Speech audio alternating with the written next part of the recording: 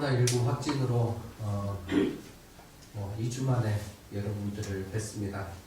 강제 휴식이라고 하죠. 일주일간의 강제 휴식이 정말 강제라는 말이 힘들게 하는 용어이기도 합니다. 쉬는 게 아니고 더 고통스럽고 몸이 아파서 그런 게 아니고 매주 동일한 매일매일 어쩌면 한 번도 거르지 않고 했던 일을 강제로 못하게 됐다는 것. 매일 교회를 나와 예배당과 또 내 제자리에 앉아있던 그것이 멈추게 됐다는 것이, 침대에서 뒹굴고 있는 제 자신이 힘들고, 책을 읽어도 4권 정도 읽은 것 같은데 읽어도 이게 집중도 되지 않고 이게 열이 올랐다 내려왔다 하는 것처럼 집중이 됐다가 금방 어그러졌다가 하는 그 모습이 반복된 시간들이었습니다. 그럼에도 불구하고 하나님께서 은혜로 큰 후유증 없이 고통도 그렇게 잊지 않고 잘 회복되게 하셔서 감사합니다. 여러분들의 기도 덕분입니다. 새벽부터 자리를 지키는 것 또한 어려움 없이 지금 행하고 있고, 단지 늦은 시간, 늦은 저녁 때쯤 됐을 때에 피로감이 조금 예전보다 더 심하게 온다는 거 말고는 큰 후유증이 없습니다. 아파 누워있는 동안에 제가 뭘 제일 우선순위에 놓고 기도했을까요? 빨리 낫는 겁니다. 몸이 아파서 그것보다도 빨리 나가서 내 일을 해야 되니까 목양을 하는 거, 제 자리를 지키는 거, 이게 제 일이니까 정말 하나님, 나 빨리 낫고 싶은데요. 빨리 낫게 해주시라고 기도를 했습니다.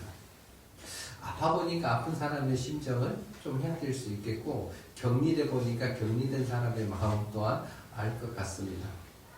근데 일주일이라는 기간이 이렇게 힘든데, 여러분 우리 가운데는 질병이라는 게 일주일이 아니라 정말 긴 시간 동안 오랫동안 가지고 있는 분들이 얼마나 많습니까? 긴 병에 효자가 없다고 하듯이 긴 병을 가진 사람들이 우리 주변에는 꽤 많이 있습니다. 근데 성경 특별히 복음서에 보면은 오랫동안 아픈 사람들의 기록이 꽤 등장이 되어 있고, 예수님께서 그들을 만나시는 장면이 성경에 특별히 복음서에 많이 기록되어 있습니다. 요한복음 5장에도 그렇죠. 38년이나 병에 시달리고 있는 한 사람이 등장합니다. 이 사람은 걷지를 못하는 거죠. 무슨 질병인지는 모르나 걷지를 못해요. 근데 38년 된 이 병자, 그런데 그에게 예수님이 다가오십니다. 여러분 38년이 됐다는 건 무슨 의미일까요? 거의 고칠 가능성이 없다라는 거죠. 희망보다는 절망에 가까운 시간들, 오래돼버렸기 때문에 병에 대한 치료보다는 치료가 안 될 것 같다라는 그런 마음이 더, 자포자기한 마음이 더 커지는 시기가 될 겁니다. 그런데 이런 사람들에게도 한 가지 희망적인 소식이 요한복음 5장에 보면은 기록이 되어 있습니다. 요한복음 5장 3절과 4절 보면은 이렇게 되어 있죠. 그 안에 많은 병자, 맹인, 다리 저는 사람, 혈기 많은 사람들이 누워 물의 움직임을 기다리니, 이는 천사가 가끔 못에 내려와 물을 움직이게 하는데, 움직인 후에 먼저 들어가는 자는 어떤 병에 걸렸든지 낫게 되리라. 어떤 병자든지, 각색 병자죠. 이 사람들이 이렇게 나올 수 있는 곳이에요. 그 나올 수 있는 곳의 이름은 베데스다 연못입니다. 이 베데스다 연못에 어떤 질병이든지 천사가 와가지고 물을 움직이게 할 때 첫 번째 들어가는 그 한 사람은 고침을 받을 수 있다라는 거예요. 그래서 모두가 그것을 집중하는 거죠. 이 연못을 바라보고 있는 겁니다. 물이 움직이는가 아닌가. 소망을 가지고, 이게 정말 빨리 움직여서 내가 그 첫 번째 사람이 되면 좋겠다. 38년 된 병자도 그러지 않았겠습니까? 세상에 멸시와 천대를 받고 있고요. 배고픔, 또 외로움, 뭐 자포자기한 세상의 그 심정을 가지고 있으면서도요, 저 못에만 들어가면 되는데 하니까 이 연못을 바라보는 그 눈빛은 어떻겠어요? 누구보다도 반짝반짝거리지 않았겠습니까? 그런데 문제는 걸을 수 없다라는, 연못이 움직여지더라도 내가 걸어서 들어갈 수 있어야 되는데 누군가가 던져주지 않으면 들어갈 수 없으니까, 그 누군가가 던져주기 전에 다른 사람이 들어가 보이니 이 사람에게는 스스로는 행할 수 있는 것이 아무것도 없는 것과 똑같은 일입니다. 오직 하늘의 도움만이 이 38년 된 병자에게는 유일한 소망이었을 겁니다. 하나님이 생명주의 되는 거죠. 근데 아직 그 일이 이루어지지 않은 거예요. 이렇게 이루어지지 않는 그 순간에 지금 누군가가 그 38년 된 병자에게 다가오신 겁니다. 예수님이십니다. 예수님이 그 병자에게 물으십니다. 소원을 묻는 거죠. 내가 낫고자 하느냐? 사실 이 38년 된 병자의 소원이 뭐겠습니까? 낫고 싶은 거죠. 예수님이 그래서 그 소원을 물어보신 거예요. 내가 낫고자 하느냐? 물어보십니다. 그런데 의아하게도 이 38년 된 병자가 예, 낫고 싶습니다만 하는 말을 하지 못합니다. 아니 38년 동안이나 이 지속된 병을 낫고 싶어서 베데스다 연못 근처에 있으면서도 그것을 직접 물어보는데 답을 못한다니까요. 왜 그럴까요? 병에 너무 익숙해 있기 때문입니다. 아픈 것에 너무 익숙해졌어요. 병을 고침받고 싶은 것은 소원이기는 한데 이것이 너무 익숙해지다 보니까 다른 말을 하기 시작을 하는 거예요. 집중하지 못한 거예요. 진짜에 집중하지 못하는 삶이 되었다는 거죠. 이 사람의 말은요, 정리해보면 이거예요. 38년 된 병자에게 예수님이 말씀하셨는데 내가 낫고자 하니까 신세한탄해요. 아니 누군가가 못이 이렇게 움직여지면 나를 넣어줄 자가 필요한데 그 사람이 없어서요. 그 사람이 없어서 나는 지금 들어가지도 못하고 이렇게 항상 이 모양 이 꼴로 살고 있습니다 라는 거죠. 신세한탄이에요. 슬프다는 거죠. 질문에 대한 답을 정확히 할 수가 없어요. 우리는 어떻습니까? 우리 인생도 38년 병자가 가지고 있는 것과 같은 문제들을 다 가지고 있습니다. 한 가지 질병의 문제만 있는 게 아니죠. 삶의 여러 가지 문제들도 있고 또 관계의 문제들도 있고 영적인 문제들마저 우리는 다 가지고 있습니다. 한 가지씩은 다 아픔이 있는 거고 해결하지 못해서 밤새 머리를 골몰하면서도 어떻게 할 수가 없네 라는 말을 되뇌이는 것이 우리 인생 아닙니까? 문제가 너무 길어지고 해결되지 않아서 어쩔 때는 이게 골마서 터져버렸기 때문에 어느덧 터진 그 문제가 내 삶에서 익숙함으로 다가와 버린 거예요. 익숙하다 보니까 뭐 해결하거나 아니면 돌파해 보려거나 아니면 적극적으로 문제를 가지고 나가려고 하는 것이 아니라 포기해 버린다는 거예요. 자포자기 해 버린다는 거예요. 의뢰껏 그것이 내 삶의 일부가 돼가지고 원래 그랬어 나는 심정으로 살아버린다는 거죠. 그러면서도 사람들이 그러면 안 돼 그러면 나 원래 안 그래 아닌 척하고는 삽니다. 형식적으로는요 뭔가를 해보려고 하는 것처럼 보이긴 해요. 근데 그게 다 껍데기예요. 본질 안에서는 이 내면 안에서는 다 멈춰버려 있으면서 포기해 있으면서 겉으로는 사람들이 시선이 두려워가지고 사람들이 나를 어떻게 볼까 그게 걱정스러워서 아닌 척하고 사는 거죠. 껍데기만 가지고 있으니 그게 제대로 살기가 없는 거죠. 여러분 우리가 정말 제대로 살려면은요 바르게 알고 내 자신을 파악할 뿐만 아니라 그 질문에 대한 예수님이 우리에게 오셔서 말씀하실 때 내가 낫고자 하느냐는 이 질문이 들어왔을 때 너의 소원이 무엇이냐고 물어보실 때 거기에 대한 답을 정확히 할 수 있는 스스로들이 준비되어 있어야 합니다. 아무리 어렵고 힘든 일이 감당하기 벅찬 문제가 있더라도 예수님은 해결하실 수 있다라고 고백하고 있다면 그 예수님 앞에서 우리가 제대로 고백할 내용거리들을 가지고 있어야 되는 것 아닙니까?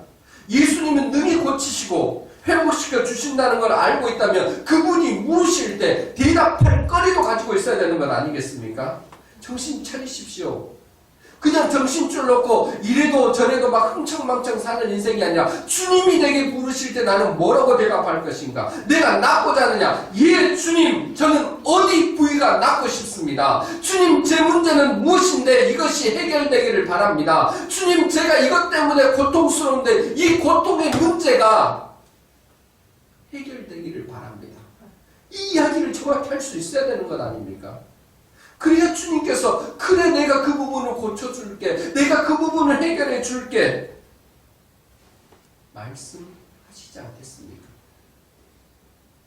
우리 모습은 우리는 어쩌면 38년 된 병자가 내뱉고 있는 신세 한탄에 가까운 이야기만 하고 있고 이 넋두리 되는 인생으로만 살다 보니까 문제 해결뿐만 아니라 아무것도 앞으로 나가지 못하고 뒤로만 퇴보되는 인생을 살고 있는 것 아닙니까?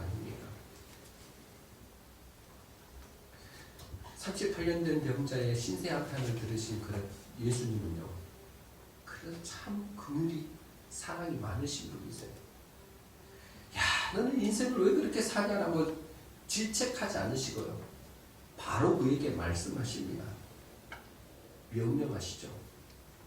요한복음 5장 8절 말씀입니다. 예수께서 이르시되 일어나 내 자리를 들고 걸어가라. 예수님이 말씀하셔요. 야, 내 자리를 들고 걸어가. 명령이에요. 그랬더니 이 사람이요, 신세 한탄에 머물렀던 사람이 갑자기 이 명령에는 순종을 해버립니다. 여러분 38년 동안 걷지 못했다니까요. 그냥 예수님이 명령하셨으니까 걸어야지. 이게 쉬운 일이 아닙니다. 그런데 이 38년 된 병자가 예수님의 말씀에 순종해서 일어섭니다. 근데 놀랍도록요, 일어서려고 하니까 걷게 되어버립니다. 자기를 지독하게 괴롭혔던 38년의 이 아픔이 해결되는 순간입니다. 그러니까 예수님 앞에서는 불가능이었고 예수님 앞에서는 이게 미해결될 문제가 하나도 없다라는 것이 여기서 발견되는 거죠. 38년 동안이나 아무도 해결하지 못했고 이 땅에서는 그 누구도 해결하지 못했는데 예수님 앞에서 단 한 번에 그 명령에 순종했더니 그게 해결되는 거예요. 예수님은 우리의 가장 아파하고요, 힘들어하는 것을 외면하지 않으십니다. 38년 된 병자를 외면하지 않으셨던 것처럼 우리를 외면하지 않으십니다. 우리를 고치시기를 바라시고 회복시키기를 바라시고 우리가 문제 가운데 사는 게 아니라 문제를 돌파하고 앞으로 가기를 원하십니다. 사실 그래서 우리가 죄로 인해 죽어 있을 때 예수님께서 이 땅에 오셨고 십자가에서 죽으신 거 아닙니까? 죽으신 예수님께서 부활하심으로 내가 이처럼 너희를 살려줄게. 내 말을 듣고 나를 따르라고 말씀하신 거예요. 이렇게 따르는 자들에게 예수님께서 주시는 게 뭐예요? 생명입니다. 그걸 영생이라고 부릅니다. 세상은 이걸 줄 수 없어요. 세상은 이걸 줄 수 없는데 오직 딱 한 분, 우리 주 예수 그리스도만이 주시는 그 생명을 우리에게 주셨다는 거죠. 이 생명이 있기 때문에 우리는 기쁜 겁니다. 뭔가가 다른 것이 많이 있어서가 아니라 생명을 얻은, 구원을 얻은, 영생의 소망이 있는 우리가 이래서 기쁜 거예요. 이 기쁨을 우리 모두 함께 나누어야 되고 그것을 누려가야 합니다. 이게 그래서 예수님 안에 있는 사람들의 기쁨, 우리가 오늘 준비 찬양하면서 시작 찬양하면서 불렀던 찬양처럼 우리가 정말 감사하고 우리 온 영혼들을 통해서 그걸 찬양하고 감사하고 기뻐해야 되는 이유가 여기에 있는 거죠. 그런데 이렇게 기뻐해야 되는데 전혀 반응이 없는 사람들이 등장합니다. 38년 된 병자가 고침을 받았는데 딱 보면은요, 얼마나 그게 고통스러웠는지를 아니까 그 사람이 걷게 됐다는 것을 박수치고 환호하고 와우 막 하면서 기적에 대한 것들을 함께 나눠야 될 거 아닙니까? 그런데 반응이 전혀 달라요. 5장 10절 보시면 이렇게 되어 있습니다. 유대인들이 병 나은 사람에게 이르되 안식일인데 내가 자리를 들고 가는 것이 옳지 아니하니라. 아니, 야, 너 병 나았으니 너무너무 기쁘다. 이렇게 이야기를 해야 되는데, 야, 너 안식일에 왜 자리를 들고 일어났어? 이 말을 바꾸면 뭐겠어요? 너 나으면 안 되지. 안식일이니까 너는 그냥 병들어 있어야지. 안식일이니까 너는 그냥 그저러 주저앉아 있어야지. 너 이리 걸어가면 안 되지. 이 말 아니에요. 아니, 아파 죽겠는데, 38년 동안이나 힘들어 죽겠는데, 지금 그게 막 그 고통 가운데서 해방된 사람에게 너 걸으면 안 되지. 이거 뭐예요? 이런 악담이 어디 있습니까? 이런 저주가 어디 있습니까? 정말 축하하고 공감해줘야 될 사람들이 공감을 안 해요. 이게 병들었다는 증거입니다. 뭐라 그래요? 안식일을 어겼다고 지적한다니까요. 뭘 잊어버렸습니까? 율법을 주신 하나님의 본 정신은 잊어버리고 껍데기만을 가지고 있으니까요. 형식만 가지고 있으니까. 그래서 그들에게는 감동이 없어요. 감격이 없는 거죠. 여러분, 모습만 있으면은, 껍데기만 가지고 있으면요, 이 안에 감동이 생기잖아요. 함께 공감을 해줄 수가 없습니다. 우리는 지금 감동하고 있습니까? 우리는 신앙생활하면서 감격하고 있습니까? 감사하고 있습니까? 아, 정말 하나님 고맙고, 아, 이 사람이 있어서 너무너무 행복합니다 라고 말하고 있습니까? 우리도 처음 예수님을 믿었을 때, 십자가의 복음이 우리 안에 들어왔을 때요, 감사가 넘쳤습니다. 아, 나 같은 자도 구원해 주셨구나라는 그 은혜에 감사했고요. 또 기도한 것마다 하나하나 응답되는 것 때문에 너무너무너무 흥분했습니다. 그래서 주일날 교회 올 때요, 걸어오는 게 아니고 뛰어왔잖아요. 감격스러웠어요. 행복했어요. 예배를 드리면서 얼마나 그게 감격했는지 모릅니다. 그 감격이 있어서 전도가 되어집니다. 나만 예수 믿어서는 안 되지. 너도 예수 믿어야 돼.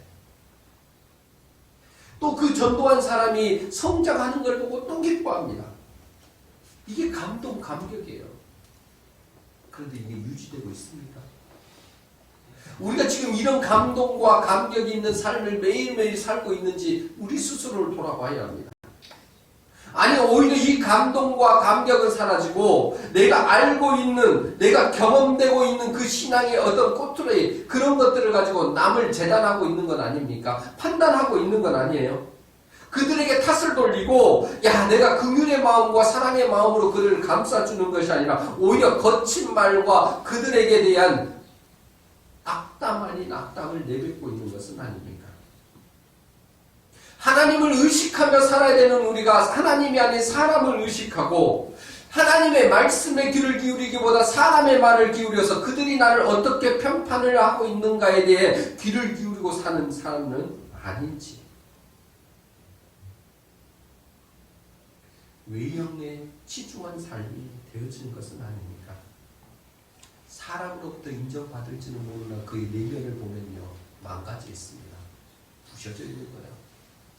사람들의 칭찬에 익숙하다 보면 내 내면이요, 어떻게 무질서하게 되어 있고 부셔졌는지를 깨닫지 못하고 사는 경우가 너무너무 많습니다. 사실 이런 사람들도 선한 신앙의 행위들을 합니다. 행동을 한다니까요. 그런데 그 행동의 원인도, 내용도, 결과도요, 은혜가 아닌 뭘 가지고 왔냐면 종교성을 가지고 왔습니다. 습관적으로 배운 걸로 한다는 거죠. 하나님께서 주신 긍휼과 사랑의 마음을 이 안에 담아서 해야 되는데 그게 담아져 있지 않습니다. 그래서 항상 불평불만이에요. 나는 율법 조항을 다 지키고 있는데, 내가 알고 있는 것들을 지켜가고 있는데, 이것을 자랑하는데 그것이 하나님의 마음과는 합일되지 않습니다. 말씀을 주신 하나님의 마음을 헤아리지 않고 그 마음에 합당한 행동을 하는 것이 아니라는 거예요.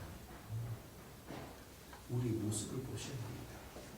내 삶이 지금 어떻게 되어지는 건지, 내 마음의 중심이 하나님을 향하고 있고 하나님의 마음을 담고 있는 건지, 아니면 보여주기 위한 삶을 살고 있는 것은 아닌지.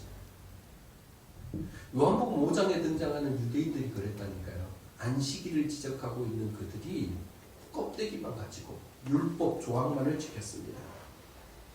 그러니까 안식일에 고침받은 사람에 대한 긍휼과 자비의 마음이 있는 게 아니라 지적하는 것에 앞서버린 거죠.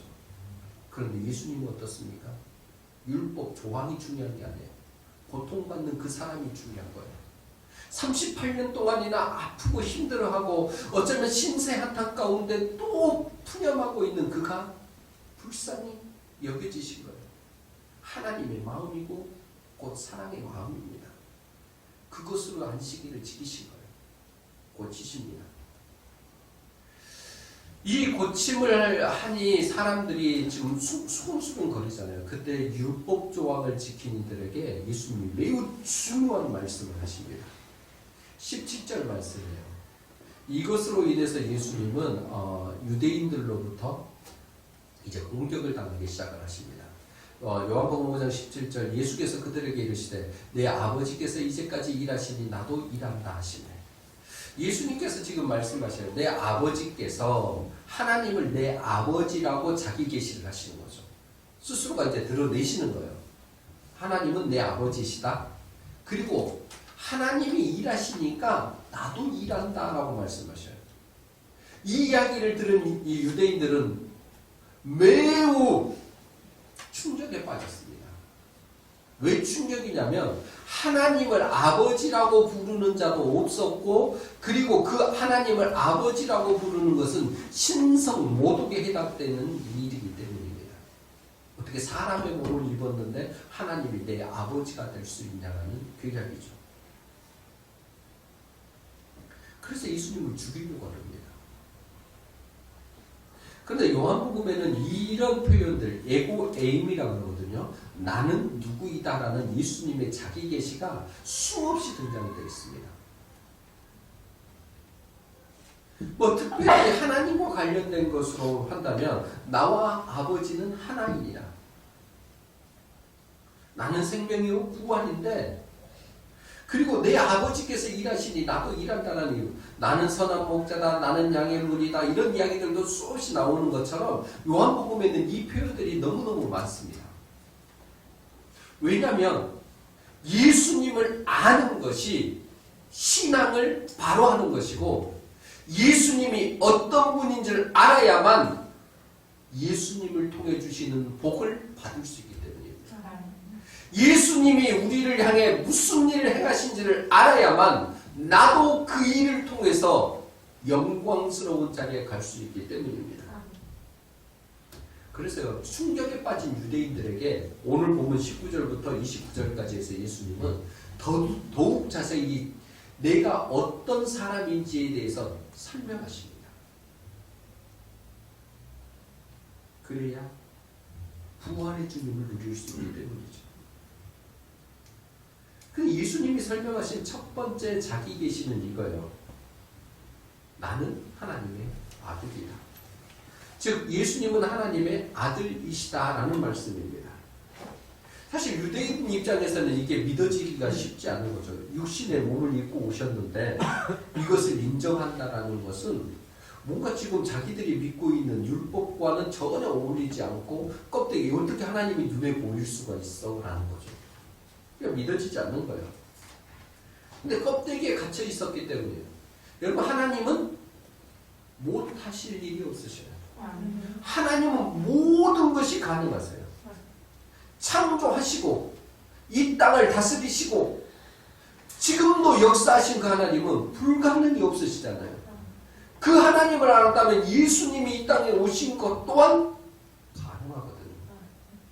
그러니까 껍데기를 가지면 불가능해요. 율법 껍데기를 가지고 있으면 이게 어떻게 가능하겠어? 라고 그런 거죠. 근데 가능하다는 거예요.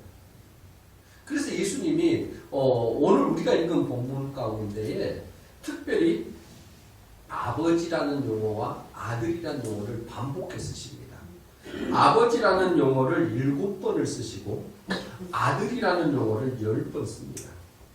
그러니까 하나님께서 그러니까 예수님이 말씀하시는 하나님과 나의 관계는 아버지와 아들 관계. 지만 이 땅에 있는 불완전한 육체적인 어떤 그런 관계가 아니라 영원한 하나님과 나의 관계라고 설명을 하시는 거예요. 왜 그러냐면 하나님께서 예수님을 통해 일하심을 보여주시고 그것을 통해서 하나님의 일하심을 사람들에게 친히 드러나게 하시기 위해서 일을 하셨다라고 설명을 하시는 거예요. 그러니까 19절에 그 이야기를 하시면서 그러면 하나님이 왜 아버지가 아들에게 이런 일들, 하나님의 일들을 보여주시느냐라는 설명을 하시는데 이유를 이렇게 됩니다. 사랑하시기 때문에. 두 가지 사랑이에요. 20절 보시면은 아버지께서 아들을 사랑하사 자기가 행하시는 것을 다 아들에게 보이시고 또 그보다 더 큰 일을 보이사 너희로 놀랍게 여기게 하시리라. 첫 번째 사랑은 뭐냐면 하나님께서 예수님을 사랑하시고 예수님의 사랑이 그 사람들에게 보이도록 하는 그 사랑이 첫 번째인 거고 두 번째 더 큰 놀라운 사랑이 뭐겠습니까? 십자가 복음의 사랑이에요. 너희가 더 큰 놀라운 일도 보게 될 거라는 거죠. 그러니까 생명의 일들을 위해서 예수님을 보내주셨는데 그 일들을 보게 될 거라는 거예요. 무엇 때문에요? 사랑하기 때문에. 사랑하기 때문에 아들을 이 땅에 보내주셨고 아들을 보여주신 것뿐, 그러니까 보내시고 보여주신 것뿐만 아니라 그 아들을 통해 하나님의 일하심을 나타내 주시겠다라는 거예요. 그래서 보여주시는 대로 예수님도 그대로 행할 따름이라고 이야기하시는 거죠. 하나님의 아들이 예수님은 하나님의 아들이시라는 의미 속에는요. 능치 못하시는 하나님의 능력이 예수님의 능력이 되었다라는 것과 똑같은 말입니다. 하나님의 능력이 누구의 능력이요? 예수님의 능력이 되었다라는 것. 그러니까 우리가 예수님을 의지하며 살아갈 때 하나님이 행하실 그 모든 것들이 예수님을 통해 우리에게 나타나게 된다는 거죠. 아버지이신 하나님의 그 사랑과 은혜, 능력과 기적, 우리 삶 가운데서 얼마든지 일어날 수 있다는 것을 예수님을 통해서 지금 보여주신다라는 거예요. 그러니까 우리도 이 땅에 살면서 내게 좀 한번 이런 기적이 일어났으면, 이런 치유가 일어났으면, 신비가 일어났으면 하는 이야기들이 있잖아요. 그것은 누구를 통해서 이루어지냐면 예수님을 통해 일어난다는 거예요. 그래서 우리가 다른 걸 의지하지 말고 예수님을 의지해야 합니다. 예수님이 어떤 거요? 하나님의 아들 되심을 믿고 그 능력을 의지해야 되는 거죠. 예수님 안에 하나님 아버지의 능력이 그대로 담겨져 있습니다. 그래서 우리가요, 예수님은 하나님의 아들이십니다를 아는 거, 이걸 바르게 믿는 것이 매우 중요합니다. 왜요? 그분의 능력, 하나님의 능력이 예수님을 통해 우리에게 전달되기 때문에. 우리 이 땅에서 복되게 살기를 바라십니까? 그렇다면 제대로 믿으십시오. 예수님은 하나님의 아들이십니다. 그럴 때 그 능력은 우리가 가진 모든 문제를 해결해 줄 뿐만 아니라 그 은혜 가운데서도 살게 해주는 원동력이 되어집니다. 예수님은 하나님의 아들이십니다. 또 예수님은 생명을 주는 심판자이십니다. 예수님은 우리에게 생명을 주는 심판자이십니다. 이건 조금 어려운 이야기이긴 합니다만 하나님께서 심판을 하시는 게 아니라 심판을 오늘 본문에 보면 예수님께 다 이양하셨다고 그래요. 위임하셨다라고 이야기합니다. 왜냐하면 사람들이 예수님을 인정하고 경외하기 위해서요. 그러니까 하나님을 경외하기는 하는데 예수님은 그렇게 눈에 보인다 그래서 육신으로 입고 있다 그래서 사람들이 경외하지 않을 것 같으니 그거 심판에 대한 고난을 다 예수님께로 넘겨버리신 거예요. 왜요? 하나님을 경외한 것처럼 예수님도 경외하게 하기 위해서요. 일반적으로 심판이라는 것은 무슨 의미일까요? 죄 있는 자에게, 죄인에게 죄를 너는 무슨 죄가 있다고 판결하는 게 심판 아닙니까? 벌을 내리는 거예요. 그런데 성경에서 이야기하는 예수님의 심판은 좀 다릅니다. 세상이 말하는 것과 다른 무슨 심판이냐면 생명을 주는 심판이라는 거예요. 생명을 주기 위한 심판을 하신다는 거예요. 그래서 유명하고도 여러분 잊지 말아야 될 성경책에 정말 이것은 복음이기 때문에 밑줄을 그으셔야 될 24절을 우리에게 주신 겁니다. 내가 진실로 진실로 너희에게 이르노니 내 말을 듣고 또 나 보내신 이를 믿는 자는 영생을 얻었고 심판에 이르지 아니하나니 사망에서 생명으로 옮겼느니라. 이게 복음이에요.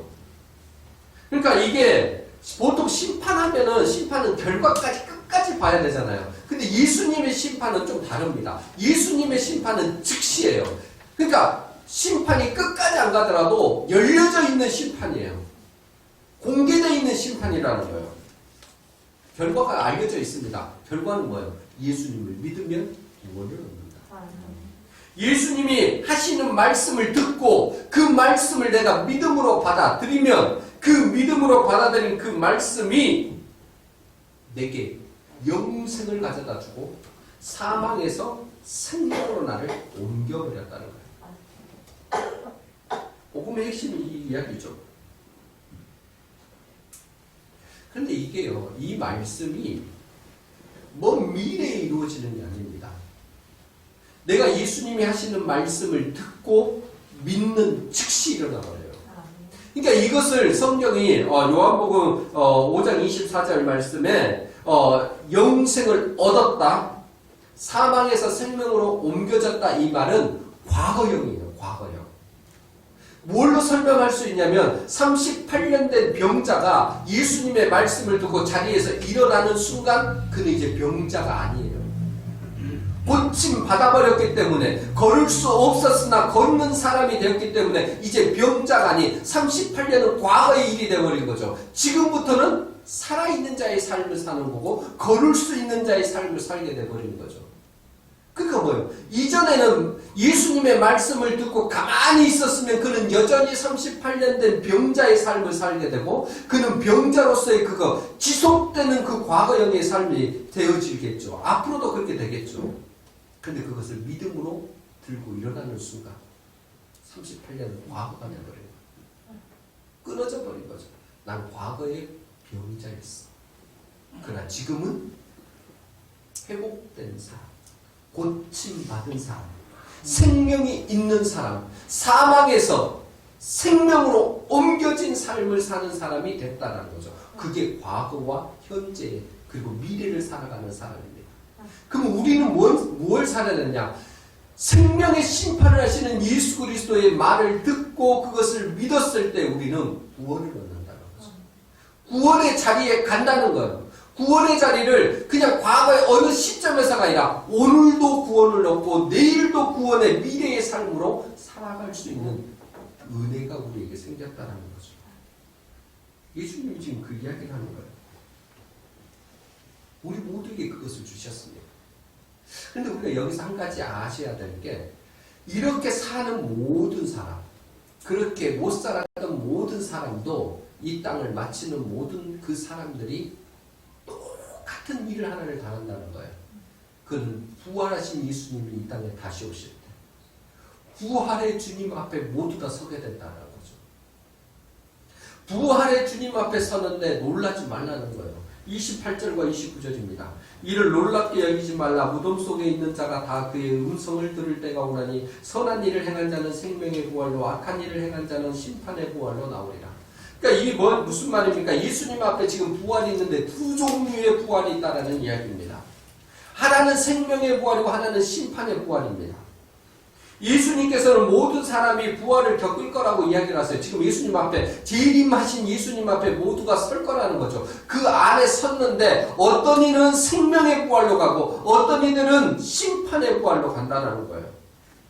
예수 그리스도를 믿는 자들도 믿지 않는 자들도 모두 다 그 자리에 섰는데 어떻게, 어느 자리에 설 것인가를 가르는 기준은 예수님이십니다. 부활이라 그래서 다 사는 게 아니에요. 부활이라 그래서 모두가 생명을 얻는 게 아니라니까요. 한쪽은 생명의 부활을 가지만 한쪽은 심판의 부활을 가는 겁니다. 그 결과를 29절에서 이렇게 이야기하죠. 선한 일을 행한 자는 생명의 부활로, 악한 일을 행한 자는 심판의 부활로 나오리라. 여러분, 그럼 선한 일이 뭐고 악한 일이 뭘까요? 이 선한 일과 악한 일은 우리가 생각하는 그런 도덕적 개념이 아닙니다. 선함과 악함의 기준, 가르는 기준은 예수 그리스도. 예수 그리스도께서 하시는 말씀을 듣고 믿는 자는 생명의 부활로 가는 거고, 예수님께서 하시는 말씀을 듣고 그것을 순종치 않은 자, 그것을 믿지 않는 자는 심판의 부활로 가는 겁니다. 지금 이 땅이에요. 지금 내가 지금 믿는 먼 그때에 그 마지막 심판대 앞에서 나 예수님 믿을게요. 아니, 그때는 늦었다는 거예요. 그때는 이루어지지 않고 지금 현재 살고 있을 때 내가 예수 그리스도를 믿는 것, 그것을 고백할 때 이루어지는 겁니다. 선한 일이라는 건 다른 게 아니고요. 예수님이 전하신 말씀을 듣고 그것을 믿는 겁니다. 그분을 보내시는 이분을 믿는 거예요. 악한 일은 뭐냐면 그 반대의 삶이겠죠. 사실 죄로 변질된 우리에게는요, 선한 것이 나올 게 하나도 없습니다. 그런데 그 선한 것이 나올 수 없는 우리에게 예수님의 말씀이 우리 안에 들어오고 그 말씀 앞에 순종했더니 누구든지 그리스도 예수 안에 있으면 새로운 피조물이 되는 거예요. 이전에 악한 것들, 선한 것이 나오지 못한 변질된 그 모습에서 새로운 피조물이 돼가지고 그 안에서 선한 것이 나오는 거예요. 그 선함은 예수 그리스도이십니다. 오직 예수 그리스도를 믿음으로 예수 그리스도로 말미암아 우리의 존재가 변화되었는데 그것이 선한 것이다라고 말씀하십니다. 여러분, 우리 속에서 선한 게 나오는 게 아니라니까요. 예수님 안에서만, 예수님으로 말미암은 선함만 우리에게 있어야 합니다. 그렇게 우리가 해야 할 일이 뭔지 아십니까? 부활의 주님을 꼭 붙잡는 겁니다. 부활의 주님 앞에 털을 세우고 그 뿌리를 박으며 그분에게서 나오는 은혜를 누리며 그 은혜를 붙잡고 그 은혜를 가지고 흘려 보내는 삶을 살아가는 것이 우리가 살아가야 될 모습입니다. 이게 선한 자의 모습입니다. 우리가 그러려면 예수님이 부활의 주님, 생명을 주시는 주님이시라는 것을 분명히 아셔야 돼요. 그렇기 때문에 그분 앞에 서야 되는 거고 그분을 붙잡는 거 아니겠습니까? 우리 모두 예수 그리스도 안에 살면서 선한 일을 행하는 생명이 있는 사람의 모습으로 살아갈 수 있게 되기를 바랍니다. 사랑하는 성도 여러분, 예수님이 하나님의 아들로서 생명을 주실 뿐 아니라 심판주, 생명을 주는 심판주가 되신다는 사실을 기억하십시오. 이것을 기억한다면 38년 된 병자가 가지고 있었던 질병만큼 어렵고 힘든 우리 인생살이에서도 그것이 해결될 수 있다라는 확신을 가질 수 있게 되실 겁니다. 삶의 중심은 오직 예수 그리스도이셔야 합니다. 너무너무 자주 들어서 예수님, 복음, 하나님 익숙해서 감동이 없으십니까? 다시 그 감동을 찾으셔야 합니다. 예수님은 나의 생명을 주신 부활의 주님이십니다. 예수님이 우리를 구원하시고 영원한 생명을 주셨다는 사실에 다시금 감격이 살아나는 은혜가 있기를 바랍니다. 이를 위해 우리는 예수님을 제대로 알고 믿어야 합니다. 그리고 그분이 부어주시는 생명의 부활의 역사, 우리가 한 걸음 한 걸음 살아가지는 주의 복된 성도님들 되시기를 주님의 이름으로 간절히 부탁드립니다.